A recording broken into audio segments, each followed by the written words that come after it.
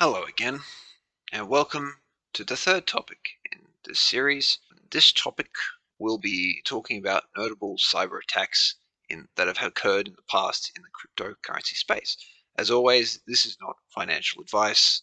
This is more of general security tips and tricks and history that I'm trying to present here. Make sure you do your own research for investing in any cryptocurrency or DeFi project. Now, I'm not going to give an overview in this video about all the different types of attacks that can be done in the cryptocurrency space. That would be too long, and I'd just be just dragging my feet. So what I've done is I have provided some lists to the types of cyber attacks that should hopefully give you a fair idea of the breadth of vectors that one could go about attacking to try and gain that cryptocurrency. Some of them are more theoretical than others, but it's just good to have this in the back of your mind. If you want something more realistic, something more practical, you can have a look at the wrecked leaderboard. They usually cover the amount that's lost and a little write-up on how it was done. Now, when I started doing these videos, I felt it would be a good idea to do a little bit of research and determine if Bitcoin had ever been hacked. And the answer to that is yes, it's been hacked and suffered from two exploits. The first one is a value overflow. So essentially what's happened here is that there was a transaction check that wasn't passing the information correctly, which allowed blocks containing malicious transactions to be passed through.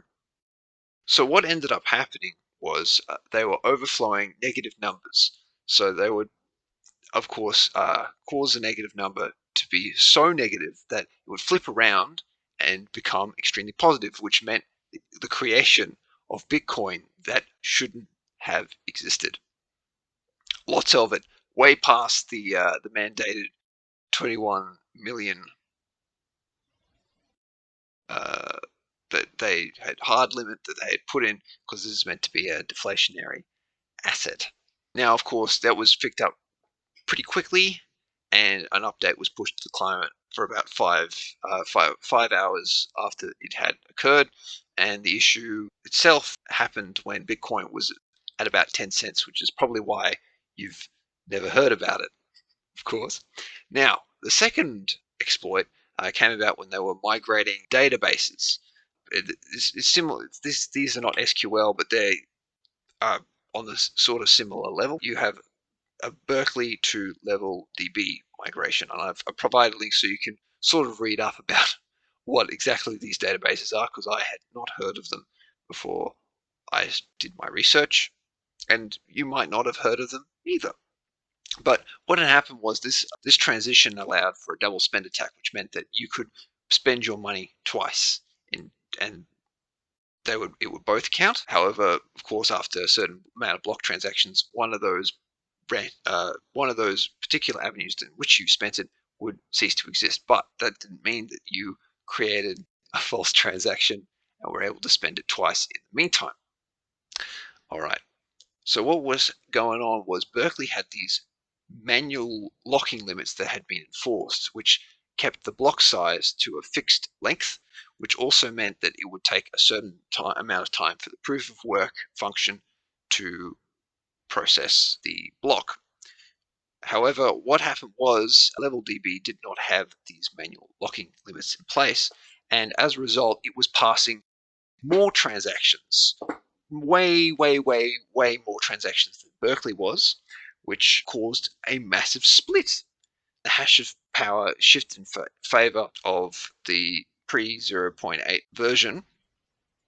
So what ended up having to happen was two large 0.8 nodes that had just migrated over had to downgrade to reject the block that had been created by the database migration, and then they had to fiddle around a bit, but eventually it was this false chain was enacted thanks to a soft fork, which allowed Bitcoin to gain control of the network again. Now there's the third exploit, CVE 2018-17144.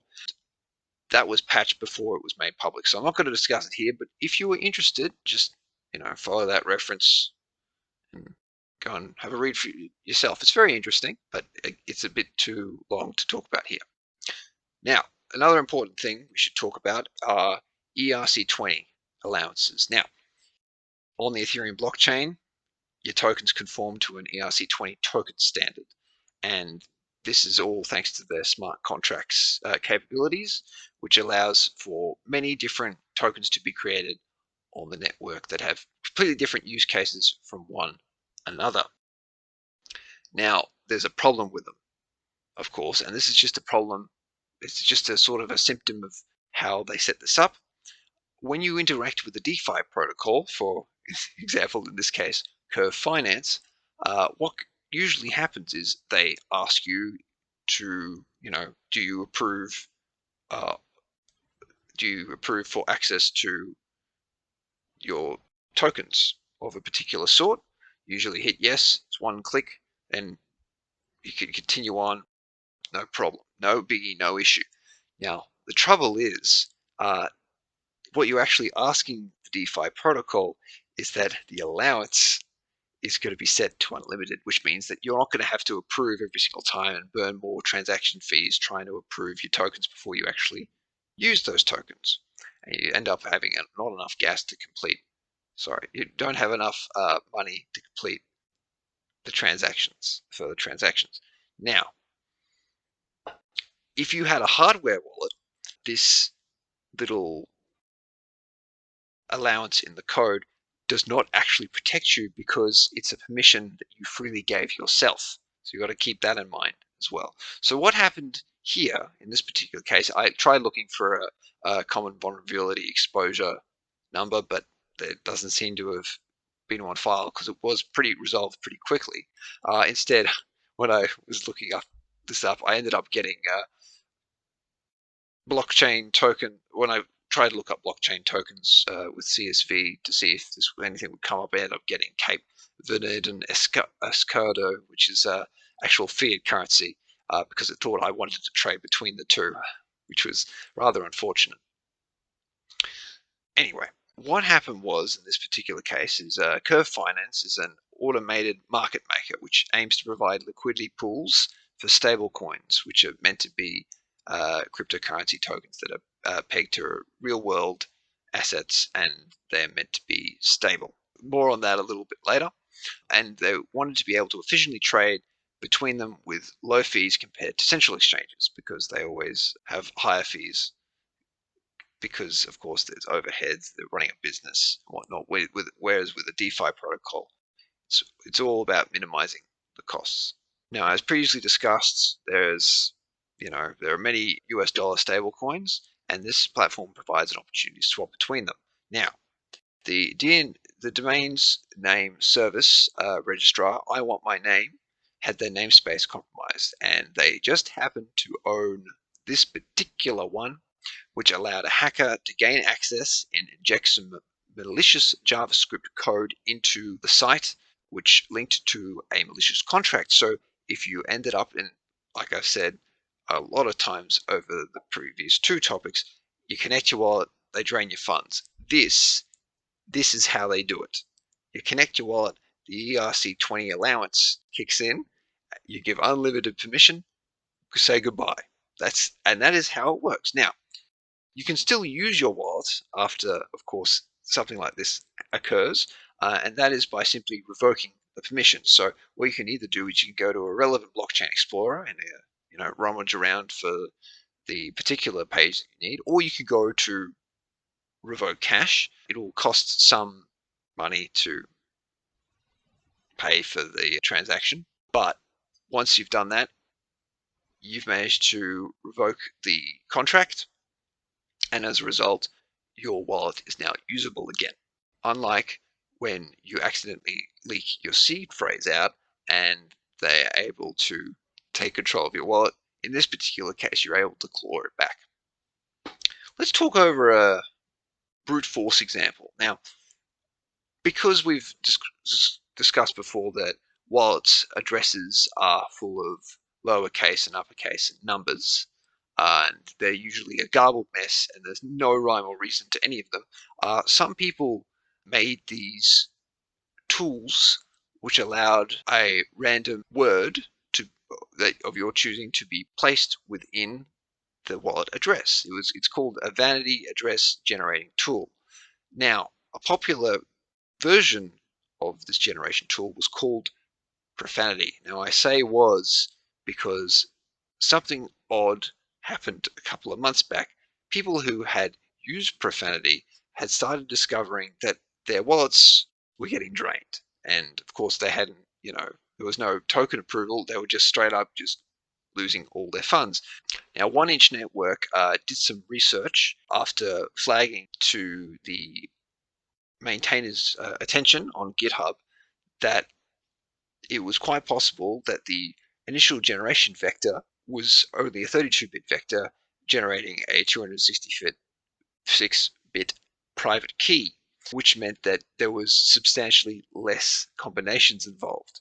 Now, what they were first able to do was randomly select a binary language seed private key, expand it deterministically to two mnemonic language private keys, and then derive the keys from public keys and repeatedly increment until they reach the desired vanity address. And they were able to do this brute forcing wise with a ton of GPUs for any vanity addresses containing up to 7 characters, specified characters. Now, of course, then they were able to introduce a proof of concept which allowed them to simply just get the public key from vanity address, which you recovered from the transaction signature, of course, and then work backwards, which is now, instead of just being a brute force attack, it's a meet in the middle attack, which allowed you, of course, access to the vanity address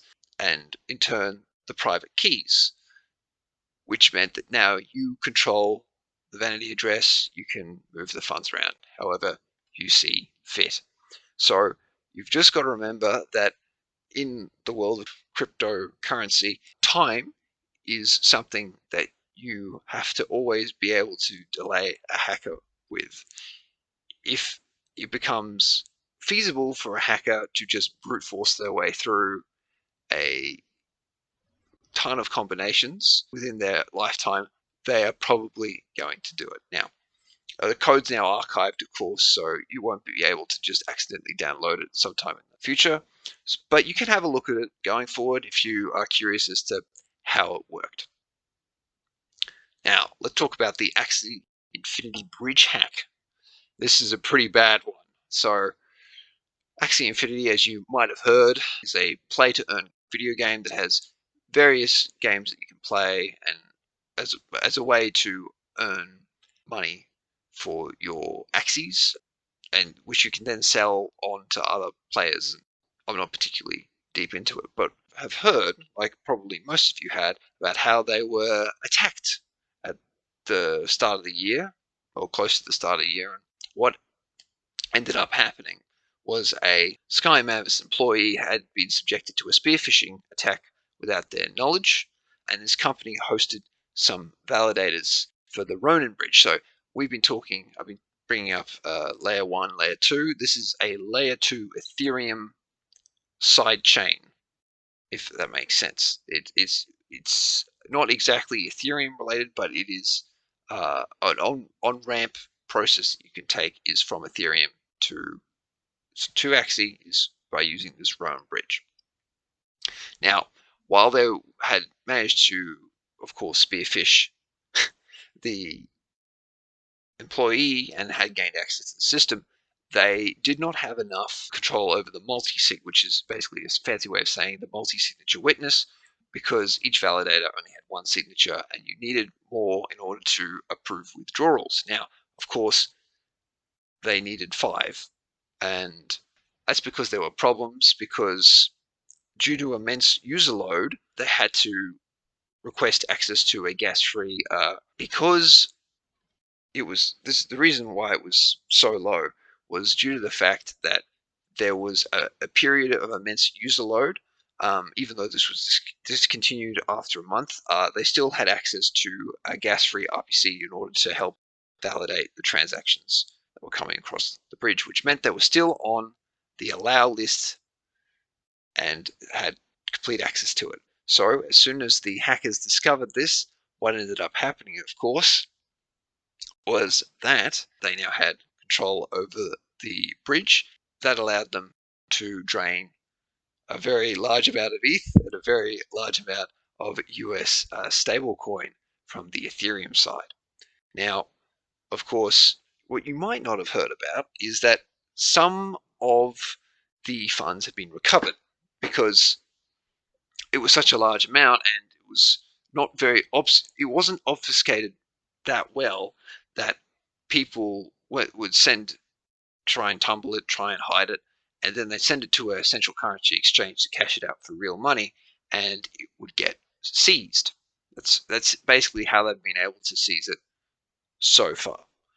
I've included some references to stories about the seizure of the funds. I haven't been able to seize all of it, but they have been able to seize some of it. And that's an important distinction between cryptocurrency these days compared to the past. There's a lot more eyes on these public blockchains. There is a lot more rigor applied. So it's quite possible that you might not have the same ease of access that possibly existed in the early days of cryptocurrency. Now, you might be wondering, why on earth am I bringing this up if this was all caused by a spear phishing attack? Because that's not very cyber related, but I just want to remind you and try and reinforce the point that we covered back in the last video, that sometimes the most prominent attacks aren't the result of know-how so much. It might be because they were just a good social engineer. So it's just something, of course, to keep in mind. Now, let's talk about the Ethereum Decentralized Autonomous Organization hack. So there was a company back in 2016 that wanted to create the very first DAO. The very first DAO, they wanted it to be the DAO, and it was meant to be an investor-operated venture capital firm. And token holders would have these governance tokens that would allow them to vote on the assets controlled by the DAO, and they'd be able to allocate the funding as they see fit. Now, the problem is, of course, they went live and were just raking in all the funds, but a security researcher found several issues that needed ironing out. I have provided a reference to that. However, I must stress that that was not actually what did it in. So there was all these problems and all these issues with it. We won't be discussing any of the attack vectors in this document, but that was not what did it in. There was a discussion that he had, the security researcher had with a student. Wait a minute, I can use the split DAO function because the function doesn't zero the balances properly, which means I can use something that was coined as a retracency bug, which meant you could just repetitively spam through a recursive function, please withdraw my funds, but it would accept that function, that call, the command call, more than once, which allowed a hacker, after this was raised on Twitter about 5 days later, to just take about 30% of the DAO's funds. Now, another group called the White Hat Group moved in to secure the remaining 70% of the funds, and as a precaution, a different DAO that was using the same sort of DAO smart contract MakerDAO, which is still around today, also emptied their funds as a safety precaution. Now, all the funds had been removed from the DAO, but then there was an issue about how exactly to go about fixing everything, because it was a pretty bad bug. Some people were for like a hard fork of the Ethereum chain because, of course, this retracency bug didn't actually allow the hacker to have access to the funds straight away. They had to wait a month, so they had about a month timeline, a window to come to a decision. So there was an attempt to do a soft fork, but then they discovered that major clients that were using it would DOS attack by hanging a mined block, which meant that the entire network would just stop working altogether. So they tried going about a hard fork vote. But the problem was, unlike the DAO, who had these DAO tokens that, of course, controlled where the voting power of the DAO, where it was going to put the funds, there was no such thing for Ethereum. There was no accurate way to obtain a consensus, so they resorted to all these different and strange methods. Now, once that had all been decided and it was going to be a hard fork, what ended up happening, of course, was Ethereum Classic, because some of the miners, because this was back when it was proof of work, did not switch over and still vehemently believed that they should respect the fact that these transactions happened and they are immutable. They proceeded to fork and survive from Ethereum. And as a result of this chain also existing alongside Ethereum, there were lots and lots of replay attacks because there was no way to differentiate between ETH and Ethereum Classic. So an improvement proposal, EIP 155, had to be introduced, which introduced the concept of chain IDs. So if you remember from that RPC list that I gave back in topic 1, you might have seen chain IDs as one of the fields for each of the layer 2 chains. This is where that came from. It was because of this split. Of course, I should also mention that the 70% that was recovered by the White Hat group was tumbled before it was dumped onto a digital currency exchange, but that was halted before it could be dumped. Then, of course, they decided to lawyer up and they agreed to create a DAO that if people still had their tokens, which they did, the DAO tokens, they should be able to reclaim their portion of the DAO. The other 30% that was stolen by that hacker, most of it is still at that address to this day. Some of it was taken off and used for something, but that's about it. That's the end of that story, in case you're wondering what happened to those funds. So overall, I wish there was some more consistent way to inform people that, cyber attacks were occurring in cryptocurrency space. Most of the way that you inform people if there is a cyber attack or there's a technical issue is that you retweet a message over social media, and there doesn't seem to be any sort of CV that system or notes that I could follow accurately to sort of understand what's going on. Now, I did find a vulnerability porting framework that was proposed some years back, but it got closed due to inactivity. That's the closest I got. So if you do happen to find a formal process, could you please let me know in the comments?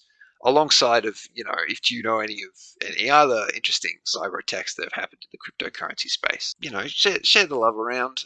As always, be careful of bots, and I will see you in the next video in which we will be talking about financial vulnerabilities. Hope to see you then. Goodbye for now.